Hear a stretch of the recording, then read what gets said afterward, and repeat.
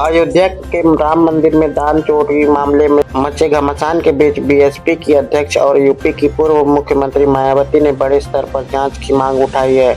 मायावती ने social media के जरिए कहा है कि राम मंदिर और उत्तराखंड के बद्रीनाथ धाम मामले में मुख्य प्रबंधकों की भी सही से जांच होनी चाहिए। इसके अलावा मायावती एक बार फिर प्रदेश के विपक्षी दलों पर बरसी हैं। उन्होंने कहा है कि राम मंदिर चोरी मामले में अगर सपा, कांग्रेस और आम आदमी पार्टी के पास सबूत हैं तो उन्हें सार्वजनिक करें, वरना ये सब राजनीति करना बंद करें। मायावती ने ट्वीट करते हुए लिखा, यूपी के अयोध्या में श्री राम मंदिर के बाद अब उत्तराखंड में भी बद्रीनाथ धाम के चढ़ावे में चोरी और गबन आदि होने का मामला काफी सुर्खियों में है। इन दोनों विख्यात धार्मिक स्थलों में इनके ट्रस्ट से जुड़े मुख्य प्रबंधकों की भी सही से जांच होनी चाहिए, वरना फिर आगे चलकर इनकी आड़ में इनके स्थान पर दूसरे बने मुख्य प्रबंधक भी इसका दुरुपयोग कर सकते हैं। यूपी के बरेली में एसपी पद पर तैनात आईपीएस अंशिका वर्मा सुर्खियों में बनी रहती हैं। उनके ससुराल पक्ष में अफसरों की भरमार है। उनके पति आईपीएस के बिश्नोई जहां संभल के एसपी हैं, वहीं जेठ भजन लाल राजस्थान प्रशासनिक सेवा के 2013 बैच के अधिकारी हैं। उनकी 4 ननदें भी सरकारी नौकरी करती हैं। बड़ी ननद पटवारी है, दूसरे नंबर की ननद दिल्ली में नर्सिंग ऑफिसर है, तीसरी ननद स्त्री रोग विशेषज्ञ है, तो सबसे छोटी ननद भी डॉक्टर है। वहीं अंशिका के पिता Anil Verma retired chief engineer हैं। आपको बता दें कि इस साल मार्च में जोधपुर में हुए भव्य कार्यक्रम आईपीएस के बिश्नोई और अंशिका वर्मा की शादी हुई थी। के बिश्नोई जहां 2018 बैच के अफसर हैं, तो अंशिका वर्मा 2021 बैच की आईपीएस अफसर हैं। अंशिका मूल रूप से प्रयागराज की रहने वाली हैं। उनके पिता रिटायर्ड चीफ इंजीनियर और मां गृहिणी हैं।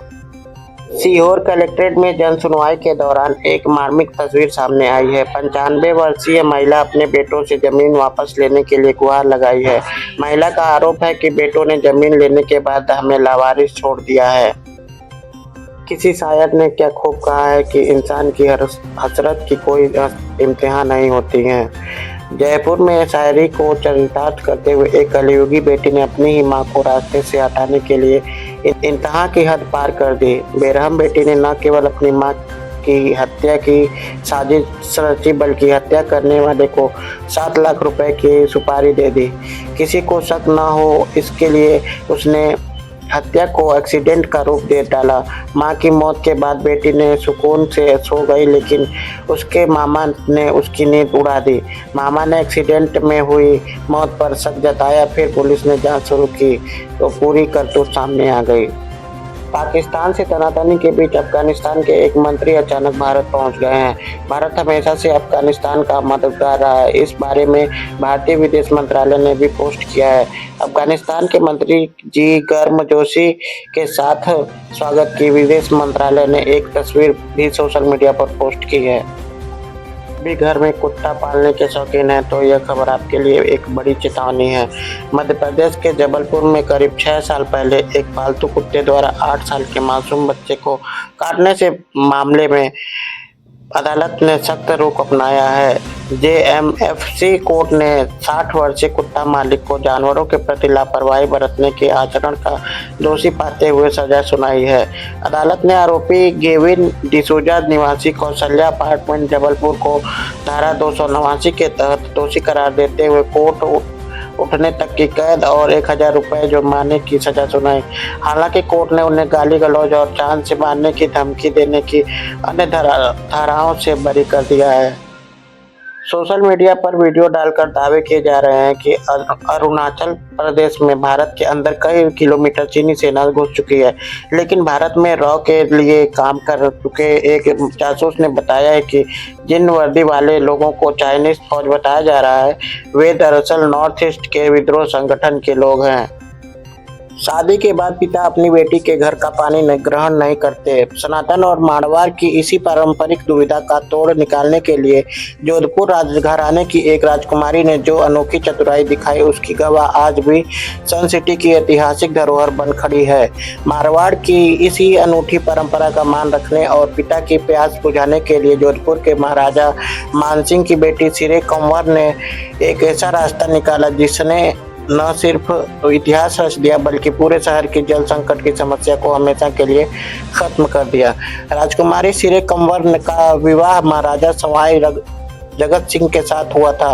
विवाह के बाद जब राजकुमारी मायके लौटी तो उनके सामने यह सामाजिक चुनौती थी कि उनके पिता उनके किसी भी साधन का पानी नहीं पी सकते। तब राजकुमारी ने बेहद चतुराई भरा फैसला लिया। उन्होंने सोचा कि क्यों न एक ऐसे सार्वजनिक जलाशय का निर्माण कराया जाए जिसका पानी किसी एक घर का न होकर पूरे नगर का हो। ऐसा होने पर उन्होंने पिता की भी बिना किसी हिचकिचाहट के उस पानी को ग्रहण कर सकेंगे और लोक कल्याण भी हो जाएगा। राजनगरी आगरा में 44 साल के पति सुरेंद्र कुमार शर्मा की हत्या कर डेड बॉडी बाथरूम में दफनाने वाली रूबी ने पुलिस पूछताछ में कई चौंकाने वाले राज बताए हैं। रूबी ने बताया कि पति ने उसकी जिंदगी जहन्नुम बना दी थी। सुरेंद्र बेरोजगार होने के साथ ही नशेबाज भी था। घर का खर्चा निकालने और बच्चों को पालने के लिए रूबी सिलाई करती थी। पति शराब पीकर उससे बेवजह मारपीट करता था और पैसे भी छीन लेता था। रूबी ने बताया कि बेटियां बड़ी हो रही थीं लेकिन पति को किसी बात की चिंता नहीं थी। वह उन्हें भी सबके सामने गंदी गालियां दी थी।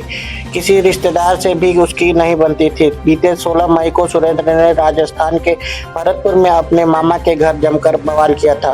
वहां लोगों ने सुरेंद्र की जमकर पिटाई भी की थी। इसके बाद सुरेंद्र घर आया और गुस्सा रूबी के ऊपर उतारा और उसकी जमकर पिटाई की।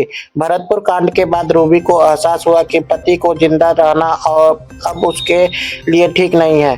उसने गुस्से में आकर सुरेंद्र को खीर में नींद की गोलियां मिलाकर खिला दी। इससे पहले बच्चों को अपने जेठ के यहाँ भेज दिया था। भारत ने हाल ही में अपने इस संकल्प को दोहराया है कि सिंधु जल संधि IWT तब तक रुकी रहेगी जब तक पाकिस्तान सीमा पार आतंकवाद की नीति नहीं छोड़ता। तब सूखे से पाकिस्तान के हलक सूख रहे हैं, लेकिन 2-3 दिन में ही हालात से बदल गए हैं। जम्मू और कश्मीर में भारी बारिश की वजह से भारत को बगलिहार डैम से अचानक पानी छोड़ना पड़ा है। ऐसे में अब पाकिस्तान की क्या हालत होने वाली है। जम्मू और कश्मीर के रामबन जिले में प्रशासन ने सोमवार को बगलिहार डैम के 3 गेट खोलकर पानी छोड़ दिया। दरअसल डेडा किश्तवाड़ क्षेत्र में लगातार भारी बारिश हो रही है जिसकी वजह से चिनाब नदी का जल स्तर बहुत बढ़ गया है।